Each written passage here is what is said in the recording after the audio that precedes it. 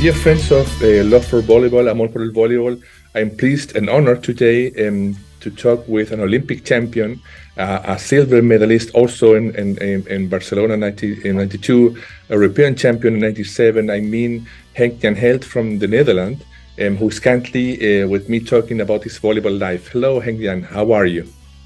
Hello, Alfredo. Thank you very much for having me. I'm fine. I've a little bit an easy period now, but I'm fine. Thank you. Super. First of all, please tell me, Henk Jan, why did you start playing volleyball, and why you choose volleyball as your sport? I start, I think, about 14, 15 years. Not that. I was already quite old, but I come from a very small town in the middle of Holland. And in the beginning, we could choose. There were not so many sports. I did gymnastics as a child. I think that's very important for every child to do. So yes.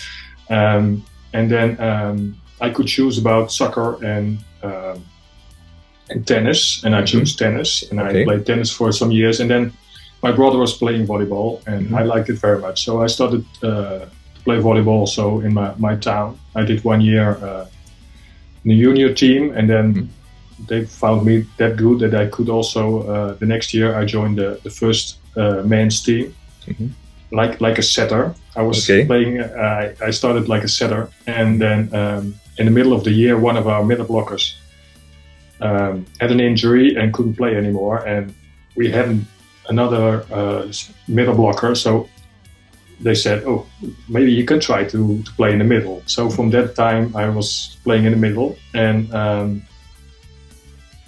and after that the coach of the first men's team was my brother.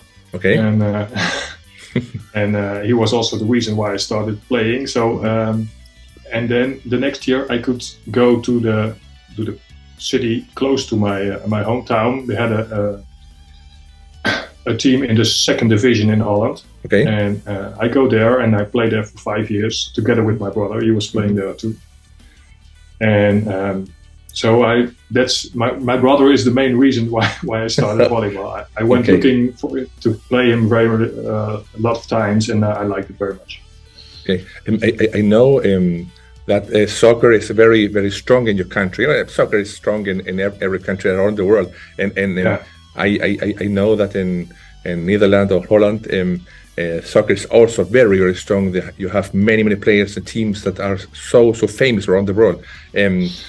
So I think it's very, very great that you choose a sport. I think that it's not so big in this time, or on the 70s to 80s for you in your country. But I think there was many generation that, for example, Peter Murphy or Job Alberta were chasing to get better and better. So I wanted to ask you, how was this first time for you as a player? Did you have some for example, player to emulate, or do you know about volleyball internationally? Because here in Chile, for example, we look over our mountains, and we could see the Argentinian players, Raúl Quiroga, Castellani, or Brazil, Rahman, and we wanted to play like them. Do you have some players that you would emulate, or was it the story with your brother only? No, it started with my brother, sure, and then also my brother-in-law, the man of my sister, was a coach in the city close by, and so. My world was going around in volleyball, in the local volleyball. But it was destiny. yeah. And then with my friends, I went also to watch the national team of the Netherlands. I remember a European Championship in Belgium. We get a weekend in Antwerp. It was great to watch the European Championship. France. It was with Tilly, with a lot of famous players. So. I was interested also in international volleyball, and for sure, one of my examples in Holland was Teun Buijs. I don't know if you know him. Yes, I know him. He's the same group of Marco Brouwers, Bert Goedkoop, and he is one of the starters of the whole international program of the Netherlands, to say. And watching abroad, I'd like very much also Lucetta. There were not very there were not players that are how do you say it, the first players, the head players of the team, but they were very good team players, and that I like that very much. Exactly. I must jump some questions, because we're talking about this generation of the Netherlands players, like as you said, Marco Brouwers, Rob Graver, Bert Goedkoop. And how was it for you that you were part of the junior program that played in Italy in 1985, in the junior world champion with Ron Suerve, Edwin Bene? How was it for you to be part of this combined generation team that we all know won the gold medal in Atlanta? How was it for you personally and as a player be part of this program? Well, it was great. The team that played the World Championship in '85 was the older national team. I was together with Ron Zwerver also. We were also part of the younger youth team. So for me, it was it's like an extra to play this fantastic tournament, and it was, for me it was. We played against Italy with Garandini, Toffoli, Cantagalli, and that was the first time we met these guys. And after that, I played them a lot of times, and with some guys I played together also.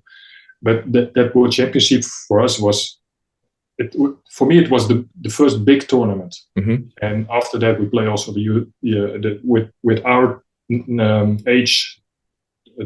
Important tournaments, but that was the first big tournament we played, so that was great. And it's nice because my son is playing in A2 here in Italy, and he's playing at Bergamo, so I come back in the gym at Bergamo, where we played. Now it is 40 years ago. Impressive. That's nice. Yes. I was talking with Henk Jan before our interview that I was also in the national team of my country of Chile in this junior world championship in '85, and we played against Netherlands in Bergamo in the first round of the tournament. And after this, I'm sure in Bologna, and we saw a very big and high team. We didn't know that there's so many tall players in the world. There were Edwin Ben, Rod Swerve, many players over 2 meters high. And with Chile, we have, I think one player around the 1.97 meters. So it was very impressive to watch that a team with so tall players could play so good volleyball. And also, I'm jumping the questions. For me, it was very interesting to watch your team, and always ask it how you could do it, that players over 2 meters, like for example Edwin Bene or Jan Postuma, could play second time, could play could attack behind the 3 meter line. How was this concept for your team? Was it planned? Was it part of a training system, or you were like we say like an universal player who could attack over all the court? Please tell me, how was it possible? Well, I think we were especially like middle blockers. We played without the libero, so we have to receive, we have to defend, and we were able also to attack the pipe, the fast ball in the middle of the second line. And I don't know how it started, but for us it was already normal, and I liked it very much to do these things, and that's the middle. Now the middle is only playing in front, and that's good. You have to also, the middles they evolved in time because of the libero. The first years of the libero, you saw only very tall guys who couldn't hardly set the ball, but they have to block. And now it's turning to get real athletes. The middle blockers are real athletes. You have to be fast. You have to attack fast. You have to block fast. You have to have good serve. So, and in our time, you had to receive also. There was the jump serve, and you have to receive that one. You have to defend, and I liked it very much. For me, it was very strange the first years to play with the libero. But how it started, I don't really know how it started, but yeah, we put everything in, and we had with the national team we had a great setter, like Peter Blanchet, who was able to play everything. So and we had like players like Bas van der Goor, who was jumping so high and attacking so fast, also from the second line. So why not? Absolutely, it was a fantastic to watch you play. It was incredible. For a player like me, under the 1.90 m, it was impressive to watch so big guys defend, receive, and play all around the court. I wanted to ask you now, Henk Jan, when did you start thinking about volleyball as your career? When did was it in a special time? Somebody told you, or you were visualizing maybe with your family that volleyball would make your life? It came more. Naturally, I had the opportunity. I played, like I said, for 5 years in the city close to my home, and I was playing. It was going quite well, and then the team of Brother Martinez, Amstelveen, close to Amsterdam, was started with Marco Brouwers and all the famous guys, with Arie Selinger like a coach, and they played. And that years they played. All the national team was also playing with that club, so they could practice the whole year. Yes. And they asked me to come with the national team. The club went out of the competition, so they did only the national team. And they call it the Bankras model. And the Bankras was the name of the gym where we practice every day. So I had 3 years, I did only national team. Without club teams, and I go every day to Amstelveen, to the Bankras gym, and we practice there every day. And in the winter we practice most of the time, and then from May until September we were traveling around the world playing a lot of games. We played about 65 matches a year only with the national team, and that was a lot. And when they asked me to come there, for me there was no doubt. I was very lucky because I finished my study just in that time. So one day I finished my study, and 2 days later I could start full time with the national team. And that was training every day with the best players of Holland. It's sure you will improve. So that for me that 3 years were very important.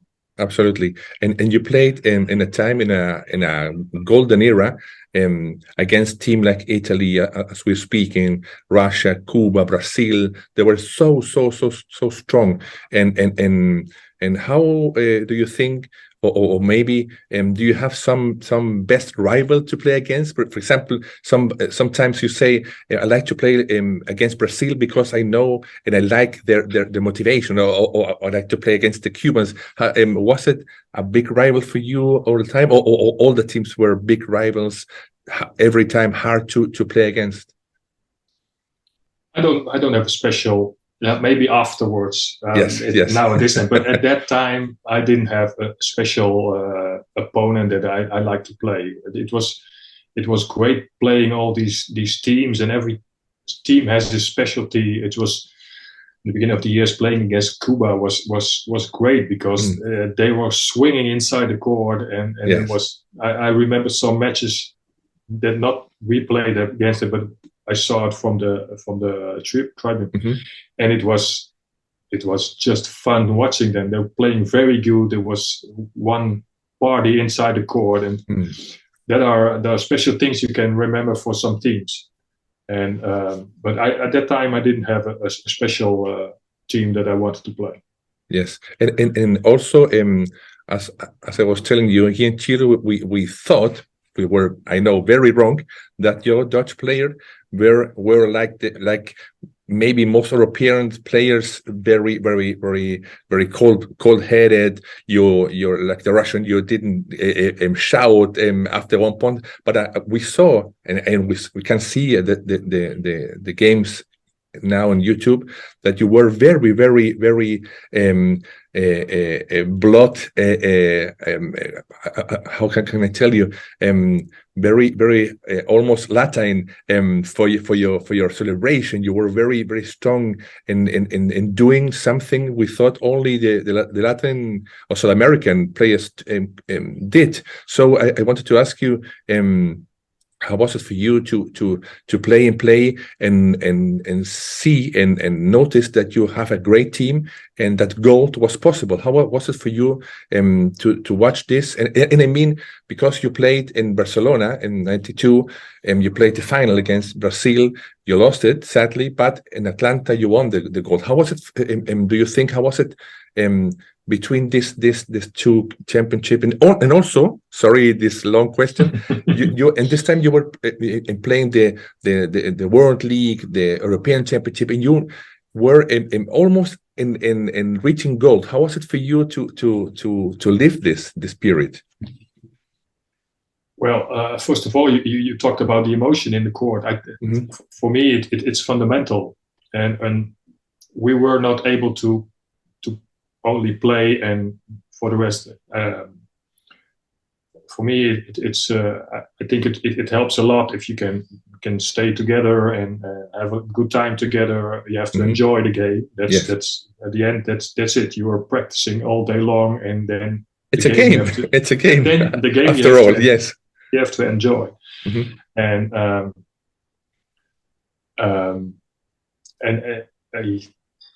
what the second question? What about reaching goal? Because you were playing and winning, and sometimes or many times you lost against, for example, Italy many times. Yeah. Well, we lost. I think 91 we get third on the European Championship. 92 second on the Olympics. 93 second European. 94 second.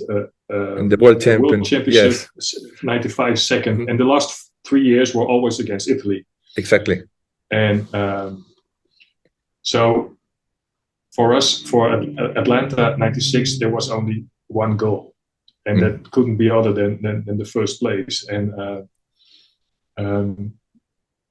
sure, it was every time, against Italy again, we lose again the final. And but I think it helped a lot that we won the World League in '96 in Rotterdam, in the place where you have the nice picture of behind you. And that I think that gave us some like a boost that we could do it. And I think we play in '96 with friendly games and World League and all other games. Also during the group matches in the Olympics, we lost I think 8 times, and we won only 2 times that year, and it was the final of the World League and the final of the Olympic Games. So and we played so many matches together, so we knew it was possible, and we did still believe in it, and but sure that the victory of the World League in the same year was helping. We were talking about the Olympics. Please tell me, how was your experience in Barcelona for you as a player, for your team, and how do you think you could not win the final against Brazil? And after this, I will ask you about Atlanta. But first of all, tell me, please, how was the experience in Barcelona, please? Well, the first time Olympic Games, it's impressive. It's totally different. It's 2 things. For one thing, it's totally different than other tournaments. Okay. But at the other part, it's the same, because you have to play, and the difference is that in many tournaments you have to play 2 or 3 days in a row, and in the Olympics it's 1 day off, and you have 1 day. And because we reached the final, we had to be concentrated the whole Olympic Games from the first until the last day. And I remember in Barcelona, we were in our flat where we lived. Yeah. There was some cycling guys, and they had to have their match of their game, how do you call it, the first day, and then they were free, so they ride in the game in the first day, and then after that they were starting to have a party every day. So we said, "Oh, guys, okay, please stop it. We still have to play." So I didn't see much of the other sports, and that was it was not possible because the game day you have to play, and the other day you have to practice, you have to rest, and you have to keep focused on your game. And but it was fun. It was being in the middle of athletes of totally different sport. It was very it inspired me more because you were talking with someone who's playing ping pong, and so that was very nice. And sure, we reached the final. It was for us. It was very important. We had the epic match quarterfinal against Italy. We won 17-16 in the fifth set, and then we had a great match against Cuba in the semifinal, and then we lost 3-0 against Brazil. But Brazil was, I don't even think they lost one set during the Olympic Games in '92, or maybe 1 or 2. But they were so good. So we lost 3-0. But and immediately after the match, we were disappointed, very disappointed. We lost the match, but after that we were also proud because winning the silver medal is not bad. Absolutely not. Silver medal, an Olympic medal. It's I think for volleyball more than maybe other sport like soccer. It's the most important championship for a volleyball player. I think for almost every sport except soccer. Except soccer, or maybe tennis. I don't know, but the Olympics. No, that's true. That's true. Olympics are one of the best, or one of the most inspiring, as you say, sport tournament around the world. As you say, you can watch many players from other sports. And I remember, and this tournament was also the dream team of basketball with players like Michael Jordan, Magic Johnson. I don't know. It was incredible, and the notice also there were Sergei Bubka and from Russia. It was a very beautiful tournament. And the great thing of the Olympic Games that the dream team wasn't in the Olympic village, but I saw. Merlin Otti, Sotomayor, all these things. That's great. That you're walking in the village and you see all these people. The best of the best. It's incredible. Yeah. Incredible. And please tell me, after this, how were your preparation for Atlanta? Did you start think about it after the Olympic from Barcelona, or it was naturally for you to make this road to Atlanta, or do you have a plan, or what was it? The first years before Barcelona, I came in the national team in '89. Yeah, and I had just 3 years only with the national team. Yes, so almost the whole team was together all year. And after '92, most of the players were going to play abroad. Okay, most of them. And Italy. Me too. I went to Italy, and so we had in the summer the national team, and in the winter we played also in Italy. And that was I learned a lot in the first 3 years only national team, but then you come in one of the greatest championship in the world, and you play every week tough matches, and we learned a lot also from that. So I think the mix about the first period and the second period that we played, a lot of us played in Italy, was maybe the best mix we could have.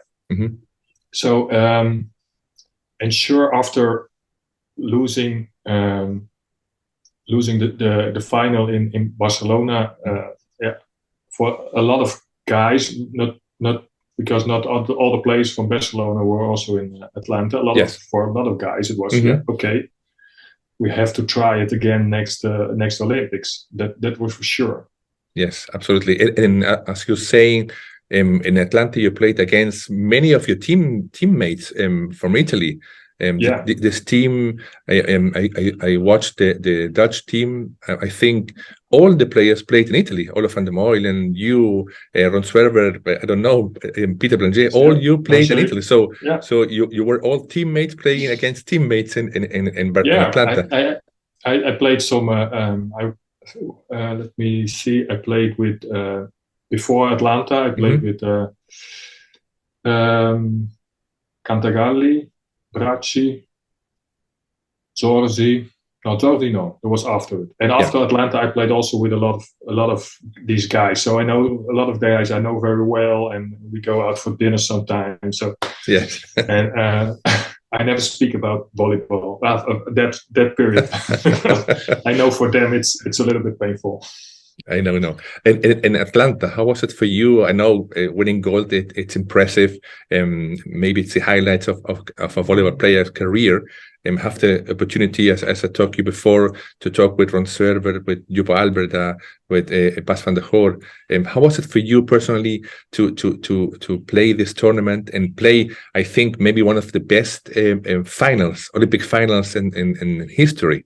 How was it for you, and how was it possible to win against the Italian that have so strong mentally and physically team?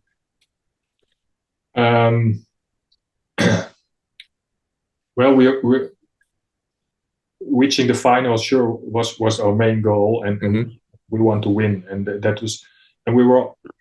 Everybody was very convinced that we could do it. Also, okay. So I think that was an important thing. We played quite well in the group. We lost 3-0 against Italy in the group, but we knew that it wasn't that important. It was important, but not that important. And we struggled a lot in the quarterfinal against Bulgaria. And I remember Jan Possum was coming. I was not playing that good. Jan Possum was coming in my place. He did a great job. So we won that game, and then we won. We played a great game against Russia. Yes, in the semi-final, and then there was the final, and sure. We were nervous a little bit, and I remember the night before we were sitting outside and drinking something and talking about this. And guys, tomorrow we have to play final again. And I sure was nervous, but when you go on the court, it was a healthy kind of nervous. Yes. When you have the healthy kind of nervous, you go on the court and during the warm up you're a little bit nervous, but as soon as the game begins, then you're focused on what you had to do. And I felt that, and I knew also the other guys around of my team had that. So we were focusing on the things we had to do, and we lost a set, we won a set, and when I was not watching a lot the points, okay, but I was thinking of every next ball, and then when the final. We won the final point. It was incredible, and it was. And at that moment, you realize it, but not really. It's the weeks after that they're so great. That the feeling of to have to reach the maximum you can have in volleyball. That's impressive. Absolutely. As we are talking, we can watch this game. This final and Barcelona final, and I noticed that, for example, in Barcelona, the crowd, if you watch it, was a little more yellow than the other colors. But in Atlanta, you can watch the crowd, and it was more orange than maybe blue from Italy. Was it a help for you to watch maybe all the crowd supporting you, or you were so focused that this ambient, this mood would help you, or maybe not? Well, sure, it helps. It always helps if the crowd is cheering for you, and the volleyball final was one of the last things of the Olympic Games. Yes, so yes. A lot of other sport athletes of nation of Holland were coming to watch the game. So that was great. But when you're playing, you're focusing on sometimes you watch the gym and you see, oh, it's good, it's nice orange, but when you're playing, you're just inside the game. I know, and I wanted to ask you, please, that we move a little on. You told me you played in Italy. You played in I think in many clubs over there. And when did you realize you wanted to continue in volleyball? To make a life, as we speak in the first part of this interview, and make this your life job, your life passion, your life. When did you think it was started with you and your thoughts and you thought this is a real project to do? Well, for me, it came very naturally because I love to do it. Yes. It's the greatest thing to do, and I loved volleyball. I love practicing. There's not a lot of players that like to do practice, but I love to do it every day. And so I decided to do it as long as I could because I love to do it. I have a lot of fun. I'm traveling around the world. I get paid for it. That's not that's also important. Yes. But the most important thing is that I love to do it, and I had a lot of fun, and that's why I did it until I was 40 years old, and that's quite old, especially for a middle blocker, I think. Absolutely. And the last 2 years I played in the A2, the second division of Italy. But I grew up with the mentality of not talking too much. We have to work hard. Okay. And I think that helps me for the rest of my career. And I think especially when you're older, you're getting smarter. And I think maybe they obliged me to quit a little bit early if there were more players who were thinking. They were playing a little bit more with the head, so that helped me a lot. And so it was not a point that I decided. I liked it, so I want to do it as long as I could. Okay, and where did you start working as a coach, or what was your first club, or how was this history? Well, in the beginning, I didn't thought even about it to become a coach. So when I quit volleyball, I stayed at home for a few years. I was the houseman. I have 3 kids, and so I watched them for a while. And then Edwin Benne called me. He was asked to be the coach of the junior team in Holland for a few weeks. Okay. And he asked me to be his assistant. So we did that, and it was fun. And then a year later, they asked Edwin to be the head coach of the national team in Holland. Yes. And he called me again and to be his assistant. And so I did it for 3 years, I think. And I liked it. And for me, it was when you go with the national team, you have to work all summer. And in the wintertime, you have a little bit more time off. Okay. And and I think that's healthy to work. I love my work. So also now I'm assistant coach with the national team. I love it. Yes. But I to do it 12 months a year. Okay, there are many other things I like to do. So in the meanwhile, they called me in Italy with one team, and San Giustino was playing in the A1, and they sent away the coach, and he asked me to step in for a few months, and I did, and that was nice. And then it went on naturally a little bit. I did some. I was head coach of an A2 club here, and in the lower one year in the lower division, I was second coach in Milano one time, and then they asked me again for the Joop. Joop was a technical. Joop Alberda was a technical director of the National Federation, and he asked me if I would be the second coach of the national team again with Roberto Piazza, the coach of Milano now. And we're doing this now for we had it 3 seasons.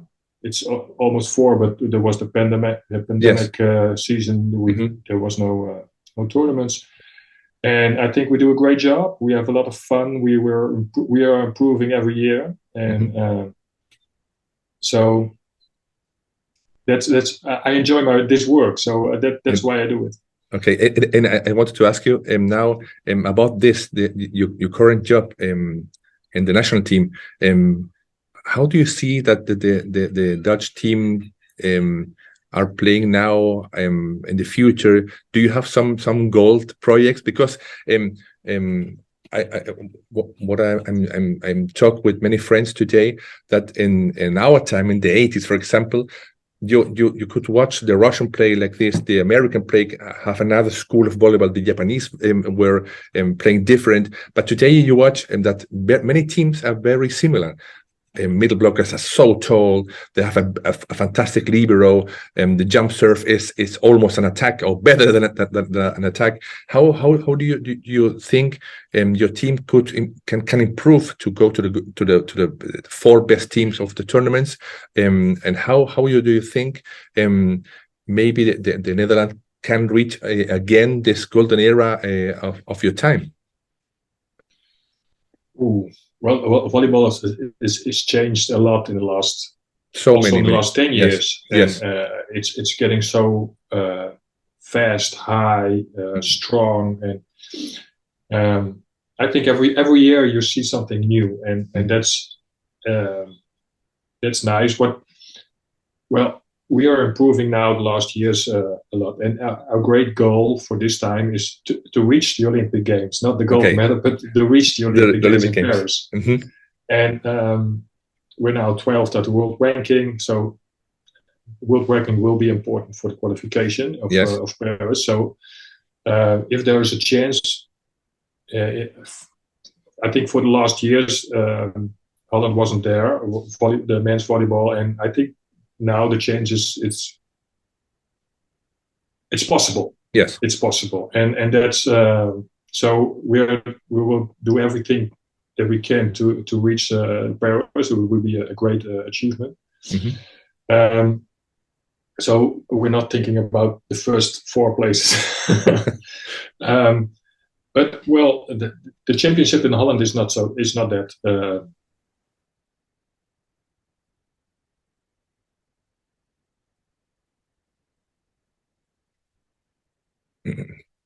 In Italy, or in France, or in Poland and Turkey, and so I think it's important that we can, or we have to improve with the national competition in Holland, but that's not easy, or we have to try to get the Dutch players to play abroad in strong competitions, so have good coaches, strong matches every day. Yes, and sure, we have to work well during the summertime. And how do you see? We were talking about this, that in our time, and your golden time, volleyball was very different. You as a middle blocker could, and you attack very, very good from behind the 3-meter line. How do you see that volleyball today is helping maybe to make the game more attractive for the media?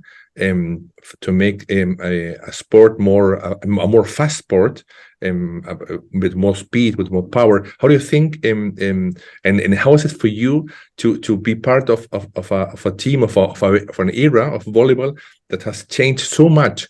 Do you like it or not? Because I remember, for example, I interviewed Andrea Gardini from Andrea Gianni from Italy, and he was also a universal player. He was a middle blocker, he was outside hitter, he was a back row attacker. And he told me that he liked this time. It was very, very comfortable for him to play in this time. The libero is a special kind of thing for us, the old timer. How is it for you? Do you like it? Do you think maybe volleyball has to change some things. But for example, I'm telling this because I watched it in Tokyo in the Olympic. That, for example, Lucas from Brazil, he's a middle blocker. He sometimes is part of the back row attack system. So how do you think maybe volleyball can evolve or not?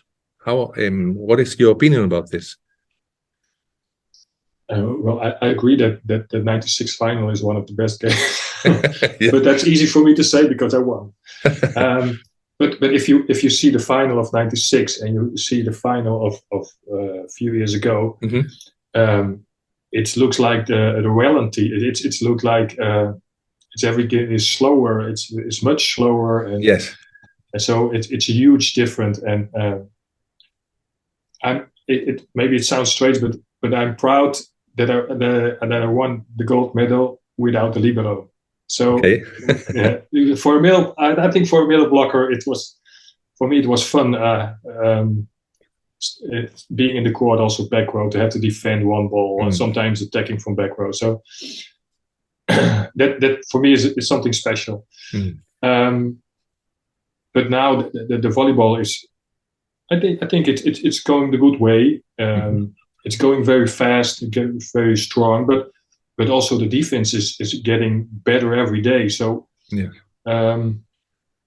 It's not that every rally finished in 2 seconds, and we have very long rallies. The fact that a lot of high balls, we tip it into the block to recover, and then we play on, and I think that they're very spectacular things, and I think volleyball it's getting better every day.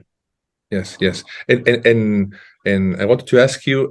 I think all the people know that winning an Olympic medal, it's the highlight of your career. But do you have some tournament that you remember,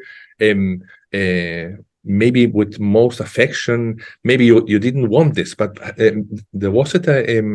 was it a tournament that you say, okay, I didn't want this, but I feel that I play fantastic, and it was an inspiration to improve for the next one? Do you have some tournament, or it's only Atlanta the most remembered for you? No, especially the both Olympic Games were very special, and the best memories are from these two tournaments. But I don't have one other tournament that's I like them all. Every tournament has its special things. My first World Championship was in 1990 in Brazil. We had some great matches. I saw some great matches. We arrived only 7th, but it was for us. It was a great tournament, and so every tournament every year has its own story. Yes, absolutely. And as we are speaking, today we can watch when, for example, there's a world champion that in one team there are many players who played before against each and another. For example, in your team is your. In Italy, there are coaches like Ardini, like Toffoli, like many other good players. In the United States, you have Kachkirali, even Bernardinho were a great player. Avital Sellinger is also a coach. How do you think your experience as good players is helping today the volleyball to improve and to go and to reach more new heights? How's your opinion about this? Well, I think it's very useful to have an experience like a player before. If you are a coach right now, I don't say it's necessary, but you know how it is, how the game goes, and you know how it feels in the days before important matches. So I think the experience you can to reach out to your players and. But volleyball is changing, and also the people are changing. Also, the young guys from now are very different than the young guys we were. When I came for the first time in the national team, I was listening. I was doing everything they told me to do, and closed my mouth and was doing that. And now, if you say something, you have to do that. Then they say, "But why? Maybe you can do it like this, or we can do it." So it's a completely different way you have to communicate with these guys, and that's I don't say it's right or wrong, but it's different. Yes, and that for me was especially in the beginning, I had to learn that, and it was difficult for me because I am. This is the way, and you have to do like this. And then if they responding like that, it's not easy, but I'm getting into it a little bit, and I think also as a player you have to improve every day. Also as a coach, you have to improve every day, and I think I'm learning every day. I'm on the court with the guys, and that's important. Also, we have today's social media, and players today watch other players, his profile in Instagram and TikTok, or I don't know, Facebook for all the guys. And I interviewed a Argentinian coach. He told me that when he was, for example, with his female team in the lounge, all the players were watching the profile from the American players, from the Cuban players. I don't know. And today, we can watch more in volleyball. We are speaking today thanks to internet, to technology. So do you think that this affects or positively or not in the way the young players confront this new era, or maybe social media is not helping our sport? What do you think about this? Well, first of all, I'm not that good in social media. I'm not on Facebook. I'm not. So I have just a few things to watch, and I almost never post things on social media. So I'm not very into that material. Well, I think in general, mobile phones are getting too important for a lot of people. And that's not only in volleyball, but in general, and in all things, all kind of things, in work, in culture, politics. And it's well, when I have to text with some friends after 2 matches, I like to call them. Better to call them because it's easier. And but now, maybe I'm too old for this, but. Well, it's your appearance it's getting so important instead of the way the one you really are, and that's I think that's missing a little bit. The real contact with people is less important than the importance of the social media and the likes or whatever. Absolutely. And Henk Jan, as I told many interviews, I could talk more hours about volleyball. But I know we all have many things to do, and I wanted to thank you again for your time, for your kindness to speak with me. For me, it's very important to do this because it's my passion also.